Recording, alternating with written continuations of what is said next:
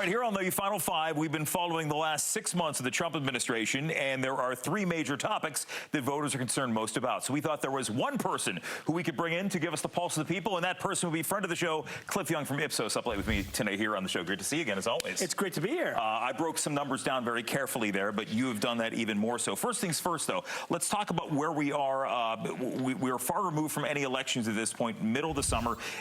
In the polling industry, is the summer a downtime?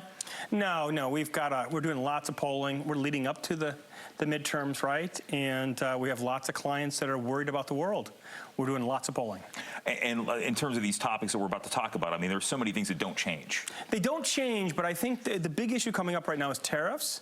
Because that has an economic impact, has an impact potentially on people's pocketbooks. And so there's a lot of attention on it right now. Okay, let's break down some of the new numbers you have. We're going to start first things first with the biggest problems facing America. And as we take a look at the first batch of numbers here, here we go. What do we see? Yeah, so we didn't look at the trend this time. We just kind of took the latest cut. We asked people, we asked Americans, what are the most important issues? It has been the economy here, the second most important issue at 15%. This has been the #1 issue for the last year or so. Donald Trump won on it, but look at this, at 25%, #1, we have political extremism and threats to democracy. What's going on? Lots of friction. Lots of friction relative to tariffs, lots of friction relative to immigration, and these numbers have shot up. And last time you came in, that's the one thing that struck me was the whole idea of extremism, threats to democracy, which is something Democrats ran on heavily last year, and it didn't seem to resonate. So now we're seeing it come to fruition. Yeah, part of it is actually the economy getting better, yeah, and sort of other issues popping up, and that's part of what we're seeing. But yes, you're totally right. This issue, political extremism, was only a #2 issue. The #1 issue during the elections was the economy. All right, let's talk approval ratings, which is always important for any president, whether they like it or not. And look, when you start, there's always a little bit of a honeymoon period, which we saw with President Trump. Now we're getting into a territory. But look, when you're still around 50%, that's more or less what you can hope for, I guess, in these divided times, right? Yeah, he's in a really good place. Trump is in a really good place. You know, we took different aggregators. These are aggregators. These are websites that take all the polls out there. We're not looking at any given poll. It's not just the Ipsos poll. We look at different ones, and it's about 44%, 45% around there. That's the range. That's a good place for Trump. It's better than 2017, and it's right within the historic average. I want to ask, though, because you point out that the last update came in on July 16th. There's been a lot that's happened over the last week or so. Do we think that the headlines with Epstein, is that going to have take a hit, or are people entrenched enough to believe what they want to believe? Yeah, we're still not quite sure about Epstein. Yeah. We're waiting on the numbers. We've done some specific polling on Epstein, and it looks like it's a pox in all your houses. It basically is elites colluding with elites.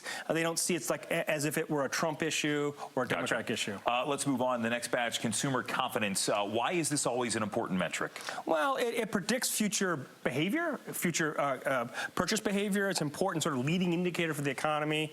And what we really wanted to show here is not the overall trend over the years. We're kind of in a middling place right now. We wanted to show younger Americans. This is in orange. They've kind of, they were at the highest point relative to other age groups in America. They've taken a dip over time. Part of that's inflation. Part of that is just the unrealized part of the Trump agenda in terms of the economy. We think it's an important indicator looking forward. When we talk about the younger voters here, and that coincides with January, is this related to the fact that you had younger voters voting more for President Trump than we've seen for Republicans? Yeah, exactly. We're seing their optimism here, right? They voted for Trump. And there it goes. And they're not seeing things, right? They're not seeing it sort of pay out. They still have student loans. They're not sure about tariffs. They think it's inflationary in scope. And so, yeah, a lot of trepidation, a lot of unease among younger Americans. All right, let's talk about tariffs right now and the perception of those and how they're working with voters. But you're not seeing much of a change? No, we're not really. We wanted to show that, so we basically we asked lots of questions on tariffs. These are just 2 questions on tariffs, and we wanted to look at 2 points in time, earlier in the year in March, and then now, a recent poll. And what it basically shows is overall, Americans are worried about tariffs. Increasing tariffs on imported goods will do more harm than good. A majority of Americans, a slight majority, but a majority of Americans believe that. Why do they believe that? Because they think it induces inflation. Yeah. and making it more difficult to make ends meet. All right, let's talk about one more batch, which has to do with how people think the policies are going to pay off for the long term. Yeah, and this is ultimately just, we wanted to look at the party break, and what we see is red is obviously Republicans, blue is obviously Democrats. We see huge differences. The Republicans are very much behind Donald Trump's agenda. Donald Trump's move to shake up the economy will pay off in the long run. Only 38% of Americans overall believe that, but 80% of Republicans.